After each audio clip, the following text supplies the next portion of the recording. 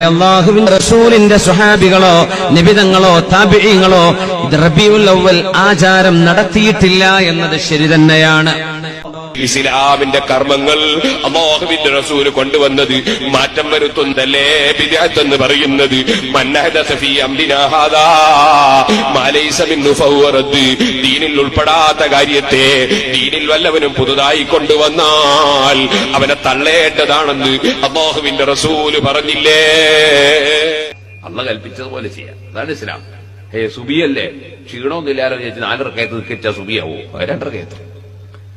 വേറൊരാള് എന്റെ ഈ സുജൂദ് 2, റുക്കു എന്താ 1, ഞാൻ റുക്കുവിന് 2 നിസ്കാരാവോ? അള്ളാഹ് പറഞ്ഞ പോലെ ചെയ്യലല്ലേ, അതല്ലേ ഇബാദത്ത് എന്ന് പറഞ്ഞാൽ.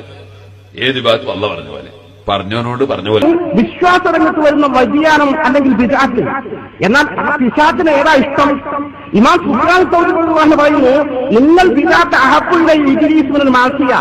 മനുഷ്യൻ തെറ്റ് ചെയ്യുന്നതിനേക്കാൾ കൂടുതൽ ബിദ്അത്ത് എന്ന അപകടകരമായ മാർഗത്തിൽ ചെന്നു ചാടാനാണ് പിശാചിന് ഏറ്റവും ഇഷ്ടം. കാരണം എന്താ? ലിഅന്നൽ ബിദ്അത്ത ലാ യുസാബു മിൻഹാ. ഒരാൾ ബിദ്അത്തിൽ അകപ്പെട്ടാൽ അത് തെറ്റാണെന്ന് ആൾക്ക് തിരിച്ചറിയില്ല, അതുകൊണ്ട് തന്നെ ഒരിക്കലും തൗബ ചെയ്യില്ല. ആ ബിദ്അത്തിൽ ശാശ്വതമായി മുന്നോട്ട് പോകും. വൽ മാസിയത്തു യുസാബു മിൻഹാ. തെറ്റാണെങ്കിൽ ആൾക്ക് തെറ്റാണെന്നറിയാം, ഇന്നല്ലെങ്കിൽ നാളെ പശ്ചാത്തപിക്കും. അപ്പൊ ആപേക്ഷികമായി മനുഷ്യൻ തമ്മാടിയായി ജീവിക്കുന്നതിനേക്കാൾ അപകടകരമാണ് ഒരു ബിദ്അത്തിന്റെ വാഹകനായി ജീവിക്കുന്നതെന്ന് ഇമാം സുഫിയാൻ സൗരി റളിയല്ലാഹു അൻഹു രേഖപ്പെടുത്തുമ്പോൾ പ്രശ്നം ഗൗരവതരാണ്. അതുകൊണ്ട് എനിക്കെന്റെ പ്രിയപ്പെട്ട ജ്യേഷ്ഠാങ്കന്മാരോട് ഉണർത്താനുള്ളത്, നേർമാർഗം തർക്കമില്ലാത്ത വിഷയം വിശുദ്ധ ഖുർആനും തിരുസുന്നത്തും അംഗീകരിക്കുന്ന